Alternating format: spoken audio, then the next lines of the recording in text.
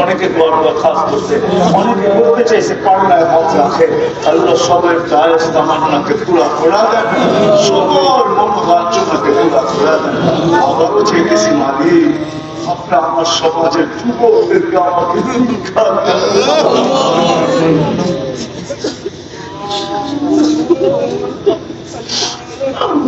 যুবকদেরকে দিয়া ওদেরকে নবীর আশীর্বাদ বানা, আপনার দেওয়ানা বানা দেন।